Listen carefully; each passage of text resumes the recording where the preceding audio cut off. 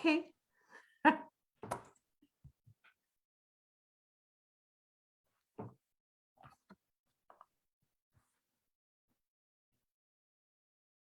Good afternoon. I say good afternoon, of course, if you're in the same time zone that we are, that's ET, Eastern, or EST, Eastern Standard Time. If you're coming from somewhere else, if you're right now not in Montreal or in this time zone, we'd love to hear where you're from. Just put it in the chat. My name is Rosalia Felice, and I'm the manager at Career Advising and Transition Services at McGill School of Continuing Studies. And I'm pleased to be here with my colleague, Valerie. Hello, everyone. Welcome to the session. Thank you. So before we get into, Valerie's going to play a video, which will last about a minute. And then we'll come back and introduce our very special guest. And welcome from Vancouver and Calgary. So not in our time zone, but still afternoon. Yeah, I'm trying to calculate. Okay, well, I'll be right back.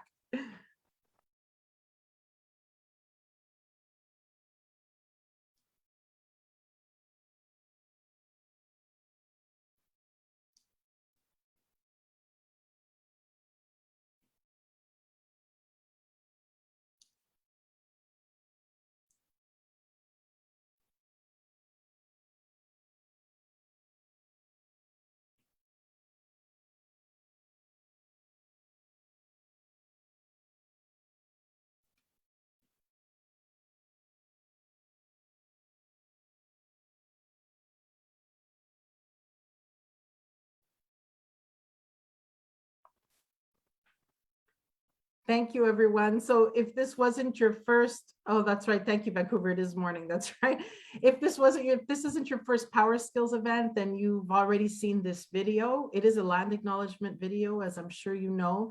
And I remember the first time I saw a land acknowledgement video, I didn't quite understand because I thought this seems like, I don't know, this doesn't seem like a very meaningful thing to do in the spirit of everything that we have done as a people to Indigenous people. So I looked up, well, what is the significance of this? And it was inspired by the 94 recommendation calls to action contained in the Truth and Reconciliation Commission of Canada. And I had heard plenty about the Truth and Reconciliation Commission, but I didn't know this was actually one of the recommendations in there. So we play it based on that recommendation when with the idea that we recognize and acknowledge Indigenous people in the spaces where we are. Certainly McGill is on Indigenous land, and no doubt where you are, if you're in North America and certainly in other places around the world, you're on Indigenous land. And Indigenous people gathered and dialogued, and this was part of their regular culture and traditions. And so we are following with culture and with dialogue, and this is why we play the video. If you know the land where you are from, right now, feel free to write it in the chat. I also suggest, I'll put it in the chat later, Native Land. It is a website where you can actually see the land where you're on and have some history about it. So thank you all for joining us once again. If this is your first Power Skills session, welcome. If you're coming back, welcome back. I'm very happy today to introduce a returning member of Power Skills. So people who attend Power Skills, we call them Power Skillers. I don't know what we're going to call her. I guess Power Speakers. We just came up with it. So Maral is a Power Speaker, and we're so happy to welcome her back. And I'll tell you a little bit about her, and then she'll tell you more.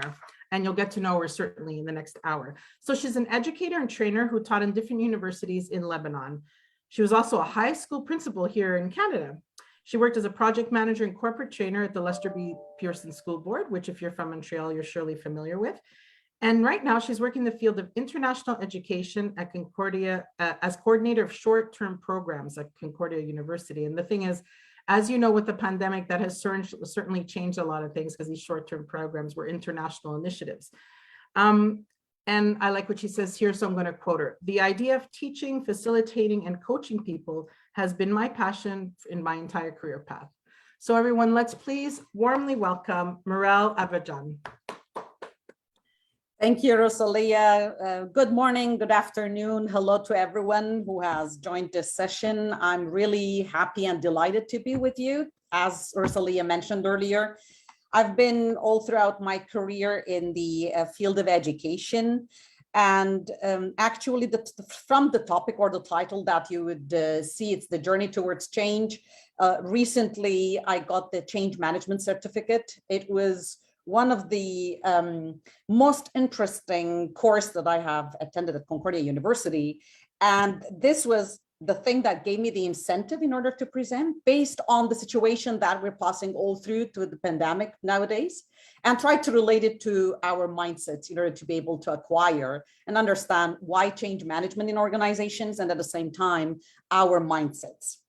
So I would like first to thank McGill Continuing Education Department. I would like to thank Rosalia and the CATS team. They're awesome people. They have shown great collaboration, and thank you for this great event. And thank you all for being present with me today. On our agenda today, we have what is change management, what is mindset, knowing that we have two different types of mindsets that I would tackle later, fixed and growth, the role of the leader and the team members in change management, tips to embrace change management in today's context.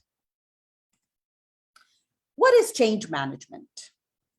Any change that occurs in an organization, it could be through three different paths. It could be strategic on the level of leadership, or technological changes. It is actually, the change management is a formal way of communicating with employees. It tells them that why change is happening. So the communication should be very clear from the very beginning. And we need to explain to them what it will look like for them.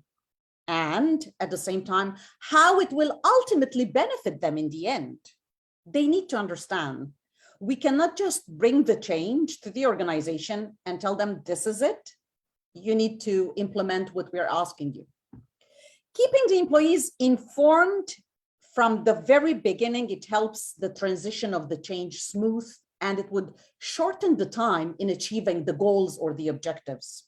And this way, you would automatically involve and engage your employees who are going to be open to the change, and at the same time they would embrace the change that you are asking them. So when employees are more engaged, the transition, it's going to be quick, smooth, you would be saving time and at the same time resources. There are 4 principles of change management. We need first to understand what's change. We need to plan for change, implement the change, and then communicate. What comes into the first principle as understanding change?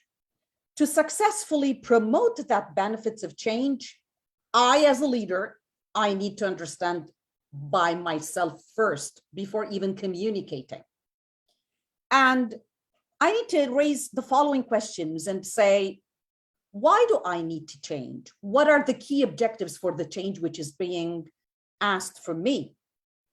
What will be the benefits of change to the department or to the organization?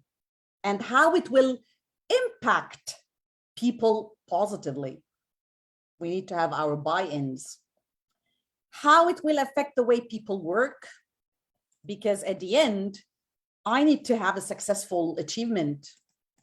It can also be helpful to think about the negative consequences, because as in any change process, you would have people who resist the change and they would not embrace it right away. They need some time. So we have to be aware as leaders also in any organization or in any department that we might have some resistance. As we've said about the negative outcomes of not making the change occur. Now, Beckard and Harris in their change equation, they show that for change to occur, there has to be sufficient dissatisfaction with the old way of doing things. Because people, you most often hear say, we used to do this 10 years ago. Why are we supposed to change it now? I mean, what's the reason for changing? So you might hear that question over and over again because they're in their comfort zone. They have heard about it. They've been doing it for years. Now, why do they have to change? But people need to feel confident about the new approach, that this is going to be better than what you used to do in the past. So this is actually the first step, or the first principle, understanding change. For the second one, which is planning for the change, the effective change actually doesn't happen by chance. And any plan you make, it has to be right for your department, for your organization, for the whole work set. The way that change projects are managed, they can differ and vary from one organization to another. Yes, there are best practices, but sometimes during this time, for example, I several times have contacted colleagues in another department in the university and have asked, what have you done in order to make this work or end up being successful? So these are the best practices in certain departments. Yes, we need to, communicate also with others. But then again, each and every department has its own culture, work culture. So this is why we say that it varies from one organization, from one department to the other. And some might have very rigid change methodologies, while others might be very open, flexible in their approach, which over there, the change is going to be much easier than when we have a fixed approach. But again, in whichever context that we are in, we need to take into consideration the following: sponsorship. How will you secure as a leader and engage and use high-level support and at the same time sponsorship of the change? If the upper management in the institution is not ready for the change, I have to take a step back and then think about it, because I need a lot of support in my department to be able to communicate that change to my team members so that they feel supported. They don't have to be afraid, that they would be trained. Yes, take whatever time that you need so that we go forward. The involvement is another issue. Who is best positioned to help you design and implement the change? And this is where in institutions, we call them change agents. They are ready. These are the people who are ready to accept whatever change you have, but you need to provide them with enough information and data so that they can do the follow-up needed. The buy-ins, that's really important. Change is effective when you have your buy-ins across the business, across the department. And as I've said, some people might say no, some people would say yes, right away, I'm ready for the change. Let's go, explain to me, provide me with your directives, and I'm there for you. So it's really important to have and to take into consideration my buy-ins. The third is the implementation. How am I exactly going to make this change happen? And there are, as we've said, there are different methods. You have Kotter's 8-step change model, for example, which explains how you inject a sense of urgency into your actions so that you build a certain kind of momentum and encourage everyone to get behind your changes. And then there is a change curve, which reminds you to be mindful of people's feelings. As I've said, they might not be ready, while putting your plan into actions. So the issue over here, it's when I'm going to, as a leader or head of a department, if I'm going to present my change plan to the upper management or the senior management in the institution, I need to explain clearly the sense of urgency. Why do I need to change? Else they would say, okay, stay in whichever situation you are. They won't invest money. They wouldn't even hire new people in order to embark into that change. And they chose the stages that we all tend to go through the organizational change, from sometimes shock and denial, as was the case with the pandemic, to the point where we're fully invested in the new approach. At the beginning, we had team members who used to say, okay, right now that you're going to work remotely, these are the guidelines that we're going to provide you with. We're going to give you your own computers. We're going to give you the whole setup.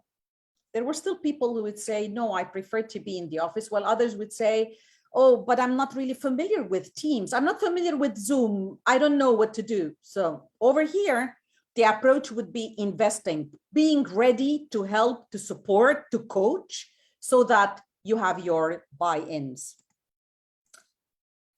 the fourth principle would be the communication. How am I going to communicate? And this is really important, because if from the very beginning, the communication was not done effectively, I'm telling you, it's going to be somehow a hard or a tough challenge to the leader with the team members. The communication can be a make or break component of change management. And any change that you want to implement, it has to be clear and relevant so that they understand why you want them to do so or why they need to do it. But you have to also set the right tone. I mean, the authoritarian approach might not really work. So over here, we need to take into consideration some of the emotional reactions that the team members might have. The collaborative approach, the coaching approach of the leader would be the best in order to achieve into what we have in mind, keeping in mind also here, just to add the mission and the vision of the department, so that you can link the mission and the vision to the change that you're planning to have in your department or organization. Maral, sorry, I'm so sorry to interrupt you. I was just wondering, did you want to share your PowerPoint, or are you speaking now without your PowerPoint? I'm speaking with my PowerPoint. Okay, because we can't see it, so I just wanted to let you know. I thought you had. How am I supposed to do that now? Because it was shared earlier. So yeah, and suddenly it's not there. So try. Do you see the share button? Now, we apologize, everybody. This won't be long. Do you see your share button on the bottom? Just a minute. I don't, but.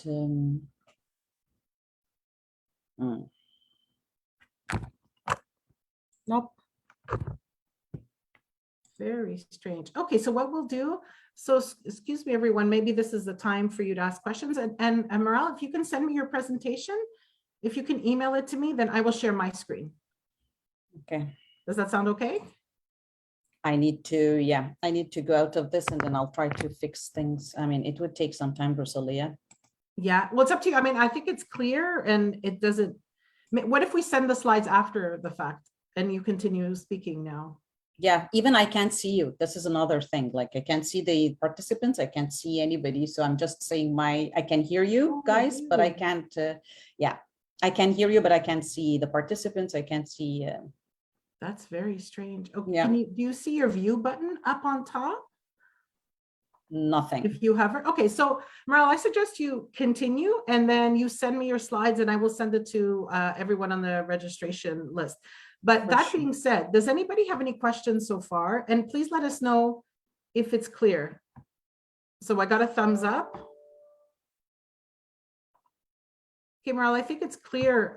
It's certainly been clear. So I thought it was intentional. So please go ahead and continue, and then we'll send everyone the slides. No problem. Okay. I mean, I don't know what's the issue behind it, but that's fine. I'll continue. Okay, now after discussing about the different principles in order to work on the change management before involving people, I would like to tackle the people side of change. And this is really important, because at the end of the day, the leader cannot achieve the goals and the missions and the vision of the department without the people. As if you're telling him or her, go to the battle, but you don't have the right weapon, right?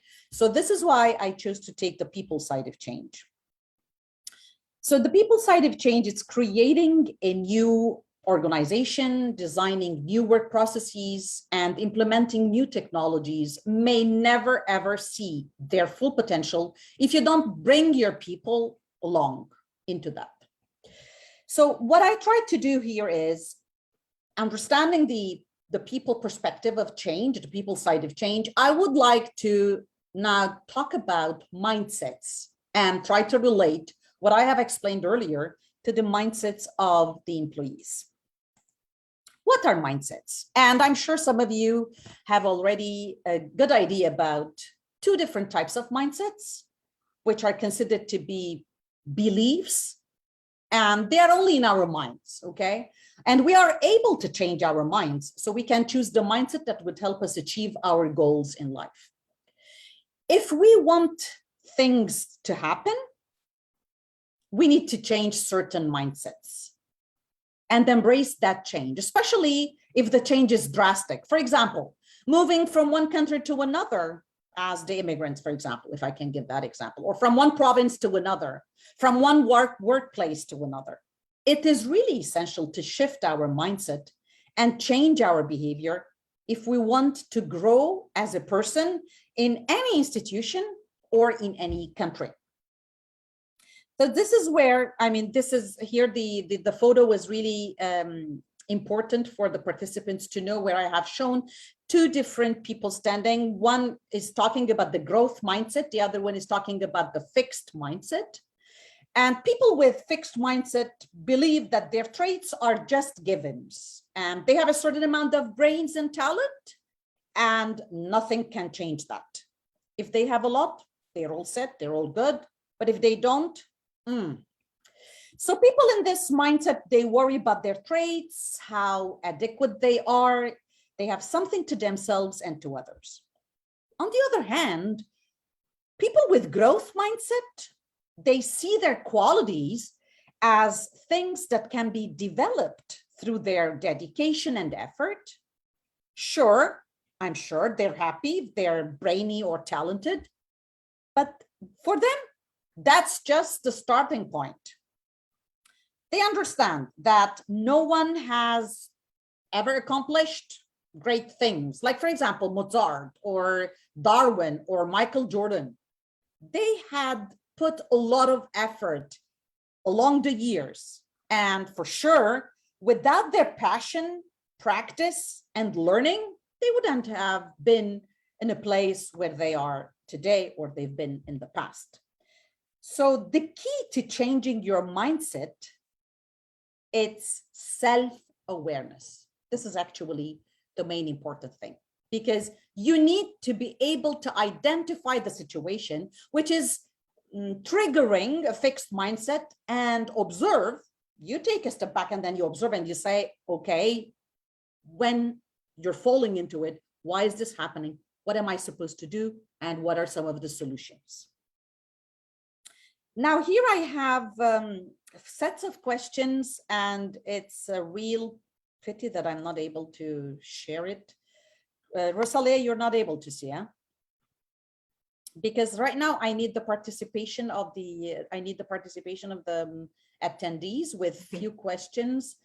I'm going to read them out loud. Okay, when you read them, Maral, I can put them in the chat. So as you read them, I'll type them in the chat. Okay, I'm going to read the questions, and what I would ask you to do kindly, please, if you can go over these statements, which have been taken or adopted from Carol Dweck in her mindset book. She has tackled these statements, and I would like you to think about these statements and at the same time relate to what we have discussed about types of mindsets, and at the same time to the change management within the organization. If you've gone through any type of change, and I'm sure the pandemic in itself was a change. I mean, the first statement, if you agree or disagree, would be your intelligence is something very basic about you that you cannot change very much. The second statement, you can learn new things, but you cannot really change how intelligent you are.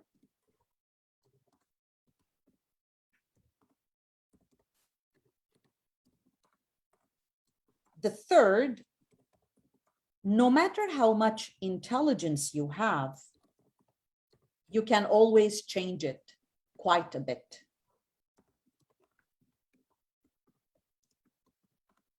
And the fourth, you can always substantially change how intelligent you are.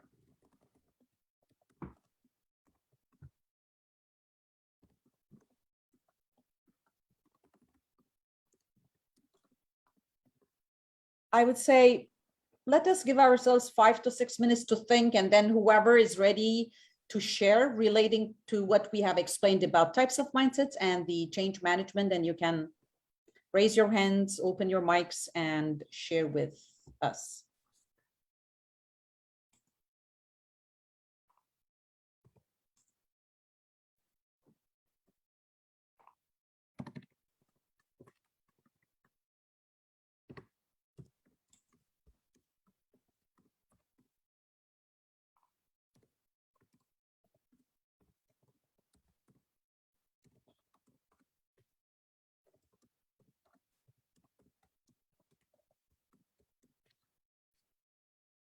You can find the 4 questions in the chat. Just scroll up, and they were in order that Maral called them out, except I used significantly instead of substantially, and I made that correction after.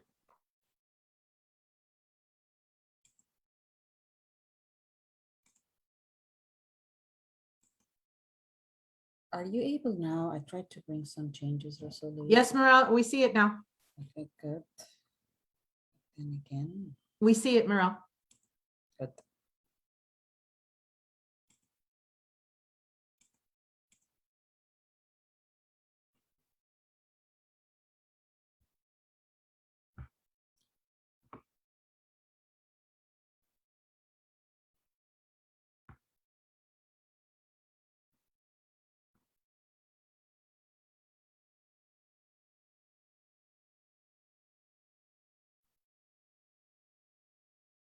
Please, if you're ready and you don't really need that much time, just to raise your hands, and then Valerie would be able to unmute you.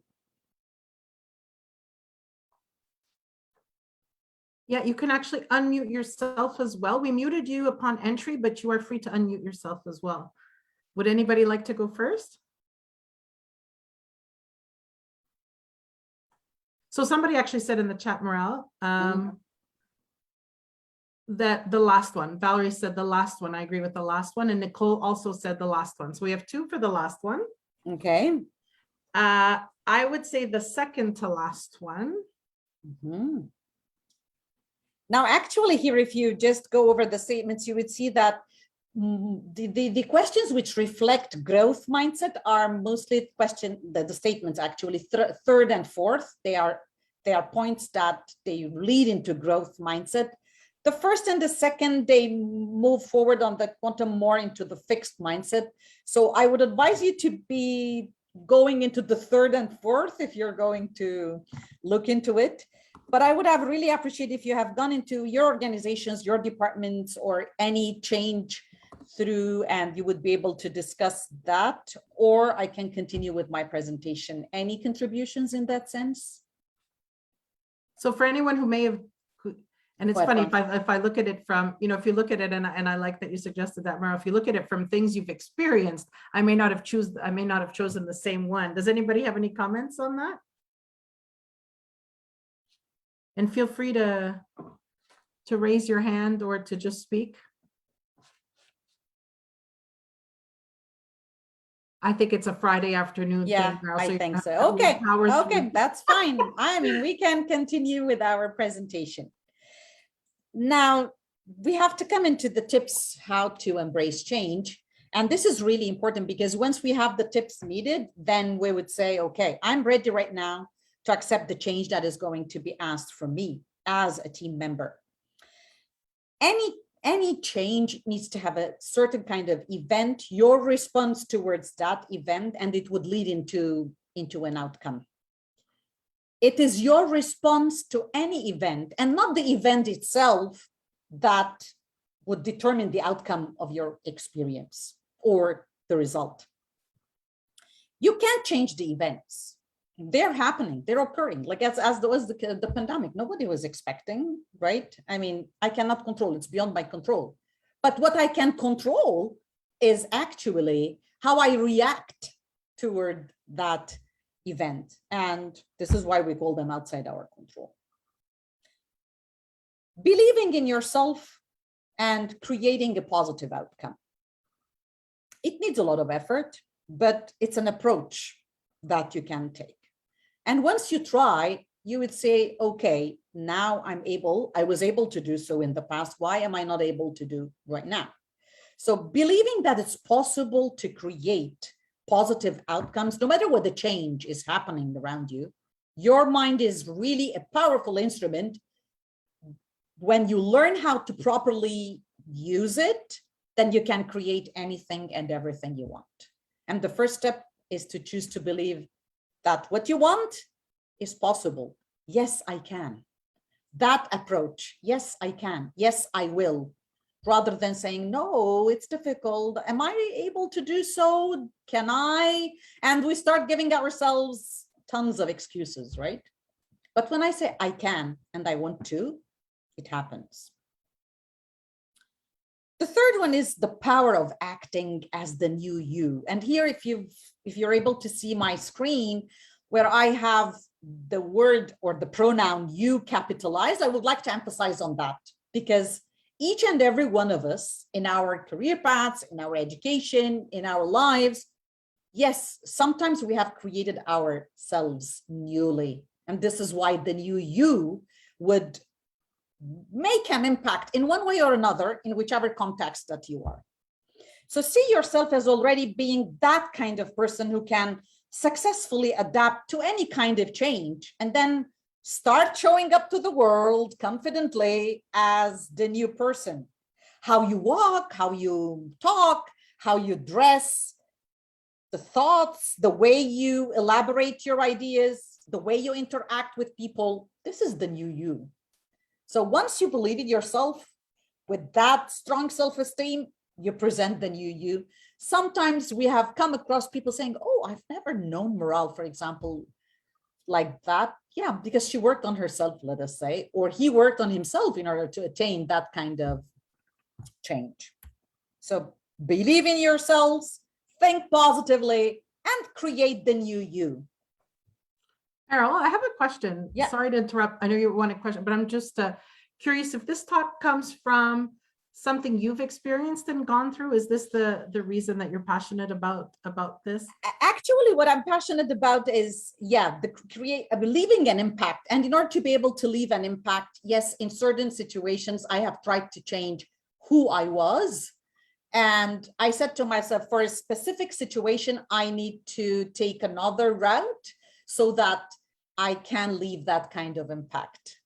And being in the field of education, if you don't work on yourself, if you don't think about your professional development, because I'm dealing with students on daily basis, I'm dealing with educators on daily basis, with coordinators of topics, definitely there is an impact in one way or another that you're going to leave. So if that impact is supposed to be a longer one, yes, you need to create your new you. I hope I answered your question. Yeah, absolutely. Thank you. Acknowledge your fears, depend on strengths, and take action. And here I would say, give yourself the permission to be afraid. Sometimes, yes, we need to, and this is, I think, the first reaction that we have. We're afraid of taking the first step. And then we say, okay, if I take the first step, what would happen? So the types of questions that come into our minds is, okay, if I take this, what would happen? But we don't think of the positive first. We always think about the negative, but it's normal to be afraid. It's normal to be afraid because we don't even know. We're going into the unknown. Especially, like, again, I go back to the example of the pandemic. We didn't know there was a certain kind of uncertainty. Public health directives were changing every now and then. Every day there was a change. People in the university, again, they were coming up with an idea and then changing it. So it was unknown. It was uncertain. So yes, it's normal to have that kind of fear or approach. But when you're faced with big changes, you may need sometimes to take that huge leap into the unknown, but it needs a lot of courage. It needs a lot of incentive, saying that, okay, I would go into that phase, I would go into that territory, no matter what, whatever is going to happen, I'm ready to accept. Either I'm really accepting the change that's happening over there, learn, even if I need to be trained, even if I'm going to take a new course, even if I'm going to go into over a whole change, that's fine. I mean, I'm there in order to make the unknown known or explained or clear. Sometimes these fears that we have in our lives, they take on a new challenge. And once you have tackled one at a time, one fear at a time, and you were able to overcome, then it's a small win. So I would say, celebrate that small win. You were afraid at the beginning. You ventured, you went into that unknown place, and you're able to achieve. So it's a win. So the small wins, should be celebrated. Sometimes they can happen on daily basis. It's not necessarily in our organizations. It could be at home, it could be with your teams, it could be with your partner. So celebrate the small wins. So allow yourself to feel the fear and don't let it stop you to do anything. Take one small step after another into the unknown, and you will be surprised and at how quickly the path that you're afraid to take and move forward will become clear to you and entirely achievable. So my advice would be venture without even thinking twice, but be ready to accept the change that you're going to face there. Here, I would like to go into embracing the change, but by using the emotional intelligence, because that would help me easily accept whatever situation I am in. And in any kind of change, which is physical, emotional, they are draining. They are draining, okay? And in order to break the obstacles and instinctive resistance to change, the best way is to recognize and understand and manage your own emotions. And then you would be able to influence and understand the emotions of others. It's actually the ability to identify and control your emotions while knowing the effect that what kind of behavior that would lead on others. So it's a mixture of, if you want, awareness, which focuses on observing reactions and responses in management, which involves making conscious decisions.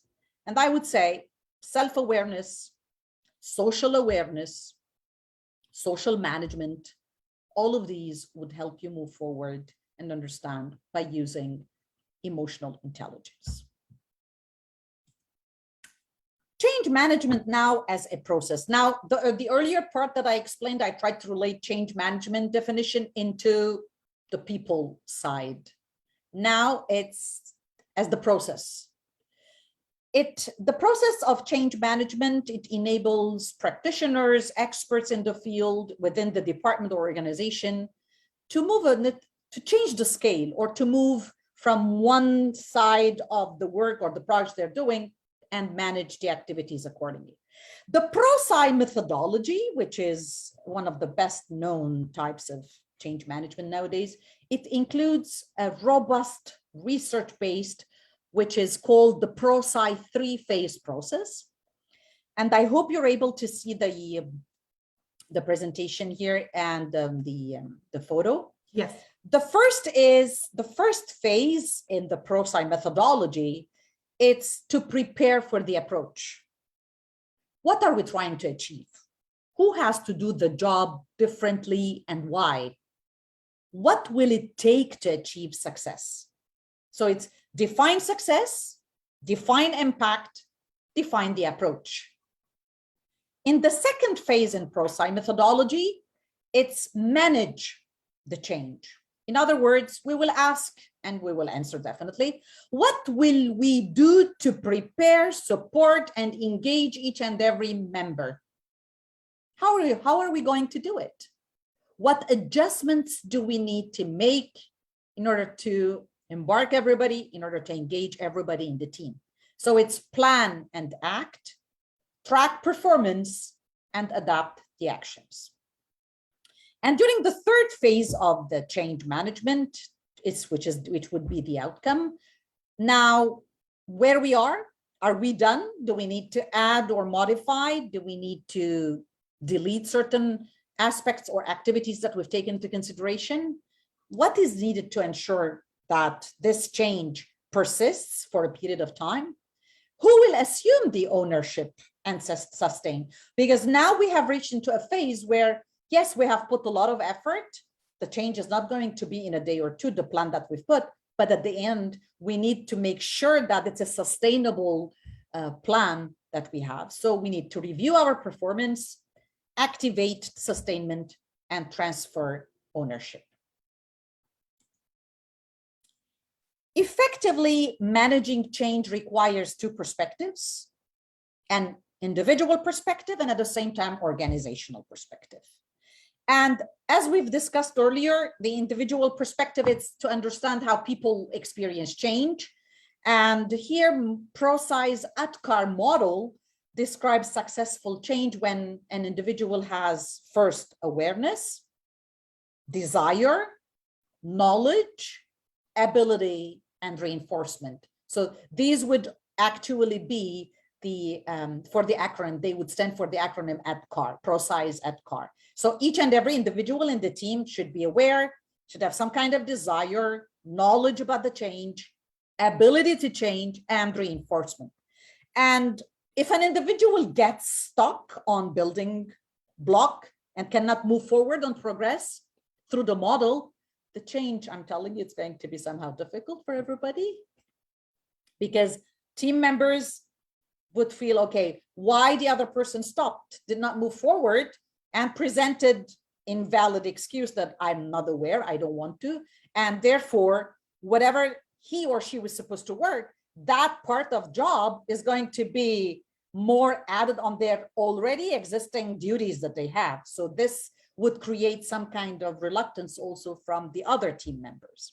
So we need to make sure that each and every team member is ready for change and try to provide them with the support and help needed. From the organizational perspective of change management, it is actually the process and the activities that project teams use to support the ATCAR model. So you need to make sure that you are providing them with trainings, you're providing them with perhaps individual meetings, you're providing them with weekly meetings, bi-weekly meetings. The leader is there as a coach. I'm with you in the change. I'm part of the change. I'm here to help you. How can I help you? This should be the approach of the leader. How can I help you? We are in the same boat together. We have to sail towards that change together. And if we're able to do so, then the success is for everybody. It's not only for the leader, it's not for a specific team member. And I have chosen this model here, the change management in the middle. As you see, it's a whole process of organizing, motivating team members. It's a teamwork, definitely based on a specific strategy, based on the goals and the missions of the department. You improve what you have worked on, and then you measure at the end to assess and see if it is going to be sustainable or clarifications or modifications need to be made. To implement lasting change in organizations, as have been explained earlier, you need to prepare for change, explain the change, acknowledge the loss, create the climate, build a plan, launch, and sustain. And here, the role of the leader is the most important. The approach that she or he takes in order to communicate that change, in order to prepare for the change, it plays a vital role in buying in and having the team members aboard.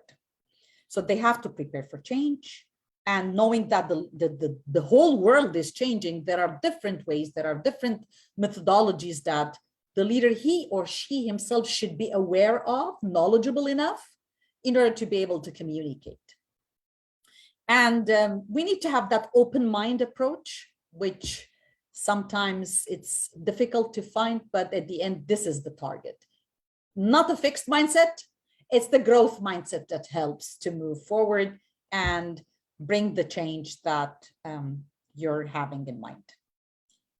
And I would like to conclude my presentation with a quote from Socrates that I really like. The secret of change is to focus all of our energy, not finding the old, but on building the new. Just people have to stop saying, which is the norm, this was done 10 years ago. We used to do it this way. Why do I have to change it? But it's the new you. You have to create your new you, your new yourself, and then embrace the change. So I would conclude by saying, thank you for your participation and attendance. And I hope I was able to bring some kind of understanding of insight. Change management as a topic, it's so wide. It has diverse strategies and details, but I tried to relate and link to the mindset also, and I took the people perspective. So if you have any questions, I'm open, and I really thank you for being here today.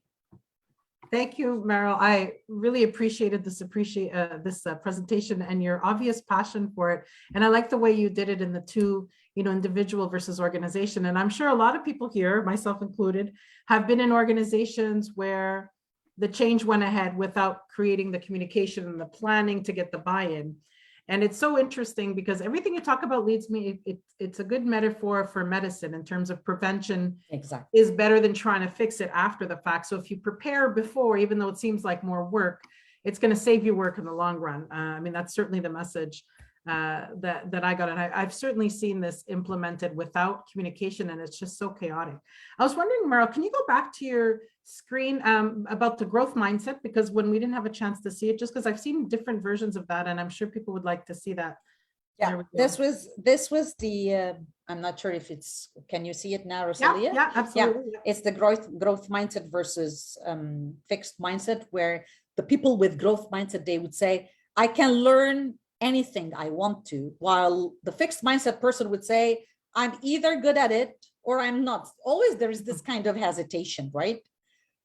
The growth mindset would say, when I'm frustrated, I persevere. The fixed mindset would say, no, I'll give up. I don't want to continue. There is this negative approach. And the growth mindset would always challenge himself or herself in order to move forward. The fixed mindset people, they don't like challenges. They are in their comfort zones. They don't embrace change as easy as we might think. And they always have this attitude that whatever I'm going to do, oh, I might fail. I'm not good at it. Because they're not ready. The readiness is not there. So this is why it's very important in the change management, when I explained and I said, you need the support of the upper management for the change to occur. But at the same time, you as a person, as a team member or as a leader, you need also to be ready to accept change. The readiness is really important. If the whole organization is not ready, I would say it's not going to be a success. Yeah, absolutely. And I put the link for the book that you mentioned that you referenced, I put it in the chat. And I was just wondering, does the fixed versus growth, do people with fixed mindsets, is that more like the idea of nurture versus nature? That's it. Yeah, okay. So that is the thinking of a fixed mindset, meaning, well, I was born this way, so there's not much I can do. Which is not the case. People, I mean, they think that they cannot change. People with fixed mindset, they would say, no, I can't do it. But then again, when you coach them, when you provide them with the support, with the appropriate trainings and presentations, let us say, or peer support, you would see that, oh, he did an amazing job. Although he said that, no, I won't be able to do it, Right. So here plays the role that the leader plays in the department makes a huge difference.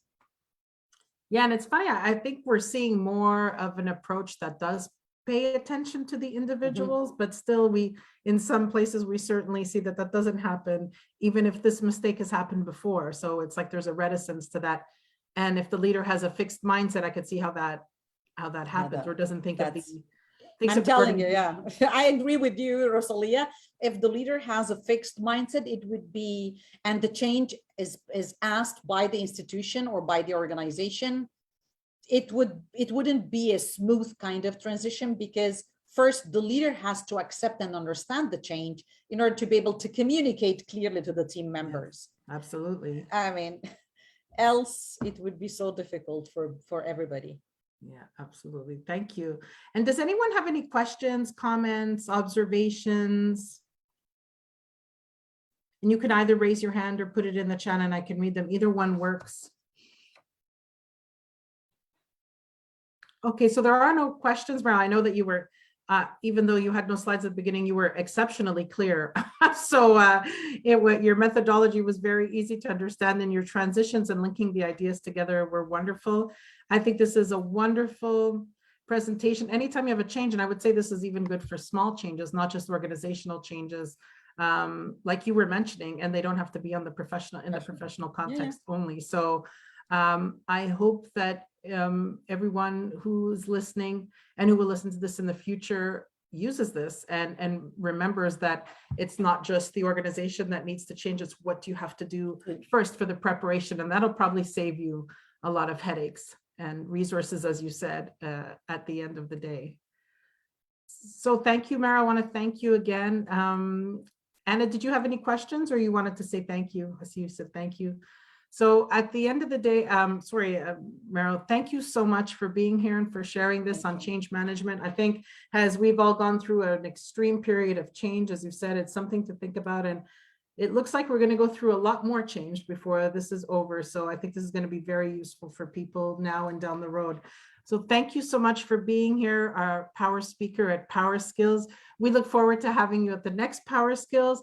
And for everyone in the audience, we look forward to seeing you at other Power Skills session. Thank you for being here, and enjoy the rest of the day and have a good weekend. It doesn't feel like a Friday to me, but it is a Friday. So I wish you all an excellent weekend as well. Thank you. Thank you all. Have a nice weekend. You too. Bye. Bye.